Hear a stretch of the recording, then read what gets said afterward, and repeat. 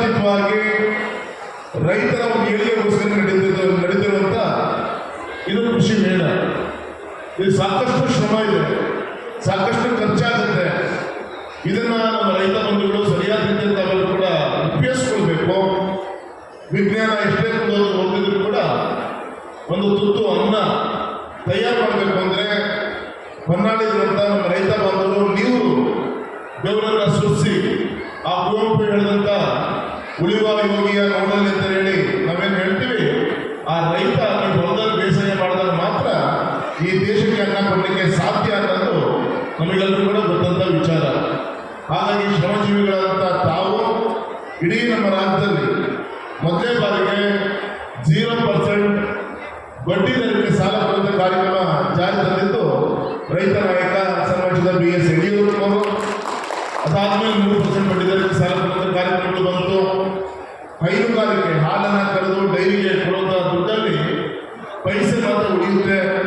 4 ರೂಪಾಯಿ ರೈತರಿಗೆ ಉಳಿಬೇಕು ಅಂತ ಹೇಳಿ ನಿಮ್ಮ ಹಾಲಿನ ದುಡ್ಡನ್ನು ಬಿಟ್ಟು ಪ್ರೋತ್ಸಾಹ ಧನವನ್ನು ಕೊಡುವಂಥ ಒಂದು ಕಾರ್ಯಕ್ರಮವನ್ನು ಅವತ್ತು ಯಡಿಯೂರಪ್ಪ ಸಾಹೇಬರು 203 ರೂಪಾಯಿ ಶುರು ಮಾಡಿದ್ರು. ಇವತ್ತಿನ ಸರ್ಕಾರ 500 ರೂಪಾಯಿವರೆಗೂ ಕೂಡ ಆ ಸಹಾಯಧನ ಕಾರ್ಯಕ್ರಮ ಜಾರಿ ಬಂದಿದ್ದು ನಿಮಗೆಲ್ಲ ಕೂಡ ಗೊತ್ತಂತ ವಿಚಾರ. ಸಂಕಲ್ಪವನ್ನು ಮಾಡಿದಂಥ ನಮ್ಮ ಹೊನ್ನಾಳಿಯ ಹಿರೇಕಲ್ ಮಠದ ನಡೆದಾಡುವಂಥ ದೇವರಾದಂಥ ಶ್ರೀ ಒಡೆಯ ಚನ್ನಮಲ್ಲಿಕಾರ್ಜುನ ಸ್ವಾಮೀಜಿಗಳ ಪಾದಗಳಿಗೆ ನಮಸ್ಕಾರವನ್ನು ಈ ಸಂದರ್ಭದಲ್ಲಿ ತಿಳಿಸಿದ ಮಂಗಳೂರಿಗೆ ಆಗಮಿಸಿದ ಸಿದ್ಧಲಿಂಗ ಸ್ವಾಮೀಜಿಗಳೇ, ಈ ಒಂದು ರೈತ ನಾಯಕ ಇಡೀ ದೇಶದಲ್ಲಿ ಕೃಷಿ ಬಜೆಟ್ ಅನ್ನ ಮೊದಲೇ ಬಾರಿಗೆ ಈ ರಾಜ್ಯದಲ್ಲಿ ಕೊಟ್ಟಂತ ರೈತ ನಾಯಕ ಧೀಮಂತ ನಾಯಕ ಅಂತ ಯಡಿಯೂರಪ್ಪ ಸಾಹೇಬರು ಕೂಡ ನಿಮ್ಮೆಲ್ಲರ ಪರವಾಗಿ ನಾನು ನಮಸ್ಕಾರವನ್ನು ತಿಳಿಸ್ತಾ,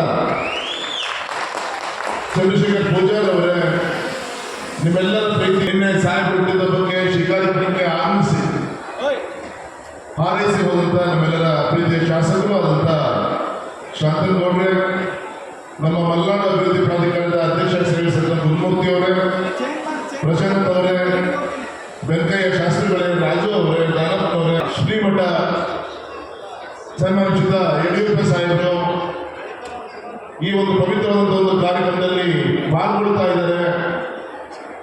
ಈ ಕೃಷಿ ಮೇಳ ಅದ್ದೂರಿ ಆಗಬೇಕು ಅಂತೇಳಿ ಗಣವಿದ್ದ ಸರ್ಕಾರ ಇರ್ಬೋದು, ಜಿಲ್ಲಾ ಮಂತ್ರಿಗಳಿರ್ಬೋದು, ಕರ್ನಾಟಕಕ್ಕೆ ಒಂದು ಹೆಮ್ಮೆ ಅಂದರೆ ತಪ್ಪಾಗಬಹುದು. ಅವರು ಕರ್ನಾಟಕದಲ್ಲೇ ನಮ್ಮ ದೇಶ ಬೇರೆ ದೇಶಗಳಲ್ಲೂ ಕೂಡ ಹೆಸರುವಾಸಿಯಾಗಿ ನಮ್ಮ ಒಂದು ಕರ್ನಾಟಕವನ್ನು ಎತ್ತಿಡಿಯುವಂತೆ ಮಾಡಿದ್ದಾರೆ. ಆದರ್ಯ ಉಪಸ್ಥಿತರು ಗಣ್ಯರೇ, ಶ್ರೀಯುತ BS ಯಡಿಯೂರಪ್ಪರವರು ಕರ್ನಾಟಕ ರಾಜಕೀಯ ಇತಿಹಾಸದಲ್ಲಿ ಪ್ರಮುಖ ಸ್ಥಾನ ಹೊಂದಿದ ನಾಯಕರು.